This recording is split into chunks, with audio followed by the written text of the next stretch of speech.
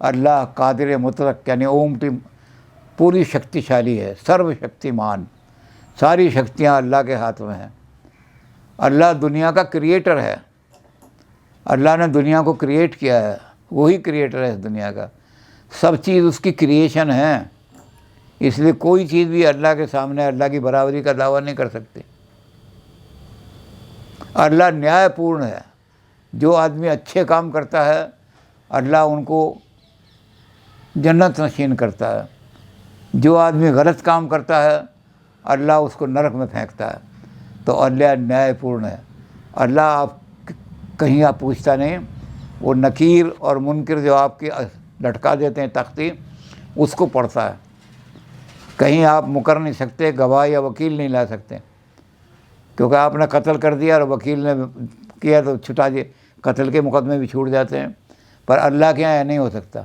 اللہ تو لوح دیکھے گا، لوح کہتے ہیں تختی کو، اللہ تو اس تختی کو دیکھے گا اور تختی کو دیکھ کے طے کر دے گا کہ تو جہنم میں جانے کے قابل ہے، نرک میں، یا تو سورگ میں جانے ہے۔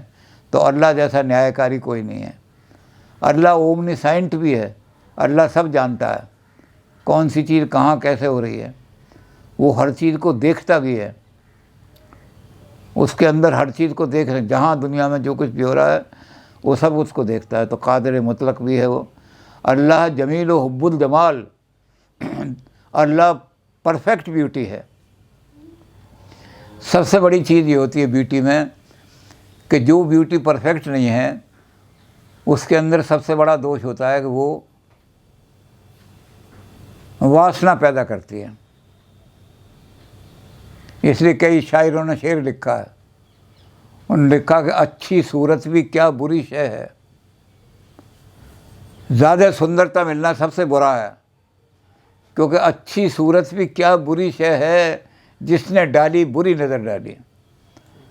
زیادہ اچھی صورت ہوگی تو ہر آدمی کا کام واسنا ویاپے گی، لیکن جو مکمل خوبصورتی ہے، جو اللہ کا جمال ہے، اس کو دیکھ کر کے عقیدت ویاپتی ہے، کام واسنا نہیں ویاپتی۔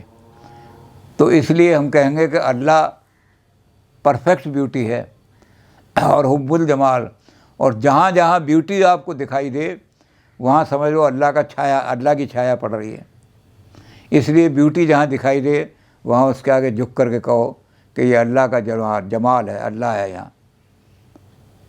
تو اللہ ہمارا مالک بھی ہے، اس کے لیے قرآن شریف میں شبد آتا ہے رب، رب مانے مالک، اور اللہ کو کہہ دیا نا رب العالمین، ہمارا ہی مالک نہیں ہے، دونوں دنیا کا مالک ہے وہ۔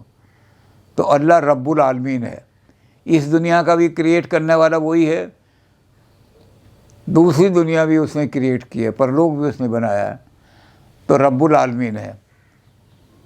اللہ شماشیل بھی ہے۔ اگر آپ اپنے اللہ دنڈ دیتا ہے، دنڈ تو دیتا ہے نیائے کے حساب سے کہ آپ نے غلط، لیکن اگر آپ क्षमा مانگ لو، اس لیے مسلمانوں نے کہا گیا کہ توبہ کرنے والے آدمی جو ہیں، پرائشچت کرنے والے آدمی ہیں، کہ میں اپنے پرائشچت کے آگے تیرے کھڑا ہوں، تو مجھے 2 دن دینا چاہے دے دے، تو اللہ کے قدموں میں گر کے ہم معافی مانگیں گے، تو وہ رحیم ہے، الرحمن ہے، وہ क्षमाशील ہے اور بہت ہی دیالو ہے، وہ بہت دیا کرے گا اللہ اور क्षमा کر دے گا آپ کو۔ اس پہ ہمارے بہت بڑے آدمی نے، لکھنوی منیر لکھنوی نے ایک شعر لکھا ہے، بندہ نوازیوں پہ خدائے کریم تھا۔ بھگوان نے کہا کہ آؤ مجھ سے क्षमा مانگو، آج میں क्षमा کا خزانہ کھولے ہوئے ہوں۔ تو بندہ نوازیوں پہ خدائے کریم تھا، کرتا نہ میں گناہ تو گناہ ہی عظیم تھا۔ اللہ کے پاس جانے کا موقع ہی نہیں ملتا، اس لیے میں نے اچھا ہے پاپ کیا، اور پاپ کر کے آج میں اللہ کے سامنے جاؤں گا، معافی مانگوں گا تو اللہ مجھے معاف کر دے گا، درشن ہو جائیں گے اس کے۔ میں نے بھی ایک شعر اپنے یہاں لکھا ہے اپنی غزل میں کہ زاہد کھڑے تھے سربا گریباں برود حشر، جس دن بھگوان کا دربار لگا ہوگا تو یہ مولوی جو ہیں زاہد پوتر آتما، یہ ایک کونے میں کھڑے ہوں گے, ان کو کوئی پوچھے گا نہیں, کیونکہ یہ نمبر میں تھوڑے ہوں گے. اور رحمت پکارتی تھی, بھگوان کی شمع, اس دن شمع کا دفتر کھل رہا تھا. رحمت, بھگوان رحیم ہے, کرپا کرنے والا, کرپالو ہے, دیالو ہے. تو رحمت پکارتی تھی, گنہگار کہاں ہے, آؤ اپلیکیشن لے کے تمہارا لگان معاف کر دوں گا, آؤ اپلیکیشن لے کے تمہارا ٹیکس معاف کر دوں گا. تو جن لوگوں نے ٹیکس نہیں دیے تھے, لگان نہیں دیے تھے, ان کو تو موقع مل رہا ہے. اور وہ اتنی لمبی لائن ہے, اتنی لمبی لائن ہے کہ یہ لوگ جو ہیں یہ کونے میں منہ لٹکائے کھڑے ہیں, کوئی پوچھ نہیں رہا ان کو, پوتر آدمیوں کو. تو بھگوان کے جب دربار میں جائیں گے تو منہ لٹکائے کھڑے رہیں گے, اور ہمارے جیسے گناہ گار ہیں وہ اپلیکیشن لے کے پہنچیں گے کہ آج اللہ معاف کر رہا ہے تو جلدی سے معاف کر دے. تو گناہ گاروں کی لائن میں یہ فائدہ ہوگا. تو اس لیے اللہ اتنا رحیم ہے, لیکن چنوتی بھی دی ہے شاعروں نے اللہ کو کہ جب سے سنا ہے تیرا کرم بے حساب ہے. ہم نے سنا ہے کہ تو اتنی رحمت نازل کرتا ہے کہ جس کا کوئی حساب نہیں, اتنا دیالو ہے, اتنا دیالو ہے. تو کہتے ہم نے چنوتی دی کہ جب سے سنا ہے تیرا کرم بے حساب ہے تو میرے گناہ بھی بڑھ گئے حد بیاں سے دور.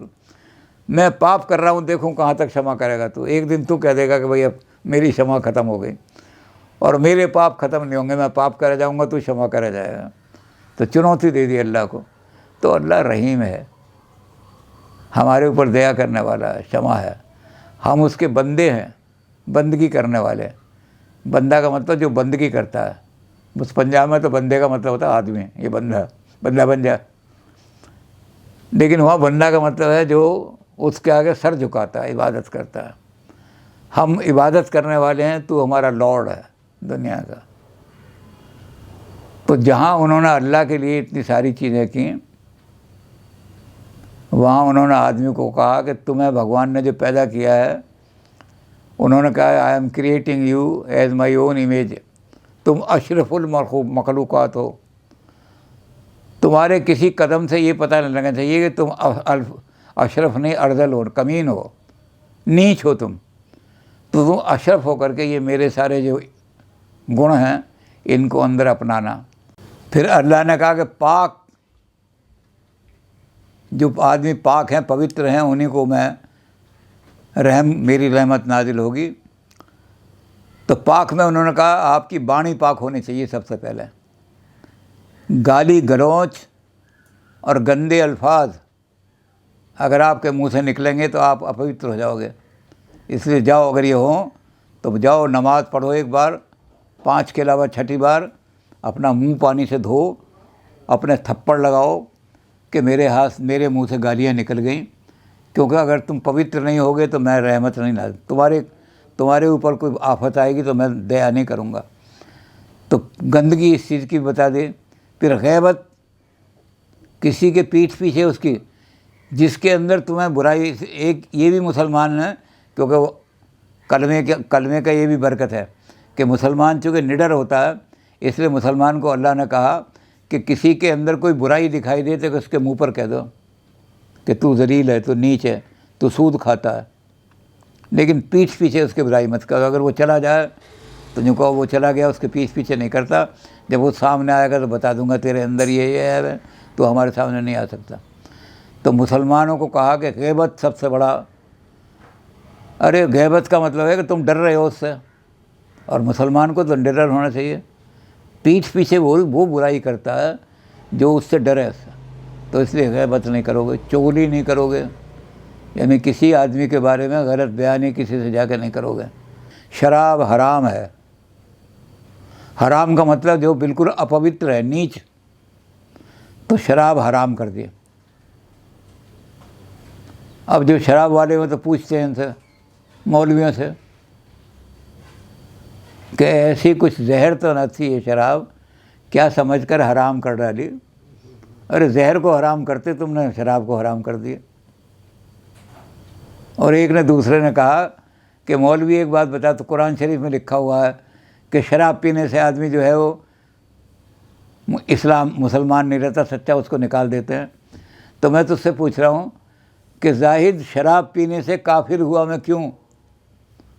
جس دن میں نے شراب پی تو نے مجھے کافر کہہ کے دھکا لے کے نکال دیا. تو زاہد شراب پینے سے کافر ہوا میں کیوں کیا 1.5 چلو پانی میں ایمان بہہ گیا؟ تو کہتا ہے مسلمان ایمان کا بڑا پکا ہوتا ہے، اور یہ ایک اتنی پیالے میں اتنی ڈالی تو ایمان بہہ گیا میرا۔ تو شراب والے تو چنوتی دیتے ہیں، لیکن قرآن شریف میں اللہ نے کہا ہے خراب حرام ہے۔ اور جیسے میں نے شروع میں کہا تھا کہ شراب کو انہوں نے کہا خرابات، جتنے بھی پاپ ہوتے ہیں دنیا کے اندر وہ شراب کے نشے میں ہی ہوتے ہیں۔ اگر میں نے زنا کی اور جا کے بادشاہ کے سامنے کہہ دیا کہ جی عورت کی مرضی سے میں نے کام کیا ہے، لیکن وہ تو تمہاری عورت غیر تھی، تمہاری تو اپنی عورت نہیں تھی، تو تمہارے کوڑے لگائے جائیں گے۔ اور اگر اس نے کہا میں نے زبردستی کیا ہے تو اس کو چوراہے پہ باندھ کے پتہ۔ تو اس لیے جب اتنے سخت قانون جو ہیں تو وہاں عرب میں نہ کوئی زنا کرتا ہے نہ چوری کرتا ہے۔ آپ اپنا مال بڑا بزنس ہوتا ہے، کیونکہ آج بھی وہ عرب اور وہ جو یورپ اور ایشیا کا میٹنگ پوائنٹ ہے، عرب آج بھی وہاں کروڑوں روپے کا بزنس ہوتا ہے۔ اگر کوئی آدمی اپنا مال چھوڑ کر کے چلا گیا تو اگلے دن ایسا کیسے اٹھا لے گا، کوئی چوری نہیں کرے گا وہاں سے۔ تو اسلام نے یہ چیزیں حرام کر دیں کہ یہ چیزیں حرام ہیں۔ اور سود لینا، جو ضرورت مند ہے اس کی آپ ہیلپ کر رہے ہیں پیسے سے، آپ کو سود لینے کا کوئی ادھیکار نہیں پیسے کا۔ وہ آپ کا پیسہ ایمانداری سے نہیں نپٹائے گا تو آپ بادشاہ سے کہیے اس کو کوڑے لگائے جائیں گے کہ تو نے امانت میں خیانت کی ہے۔ تو مسلمان نے کہ یہ کر دیا کہ امانت کے اندر کسی سے اگر کوئی چیز لاؤ تو خیانت مت کرو، ایمانداری کے ساتھ واپس کرو۔ تو بہت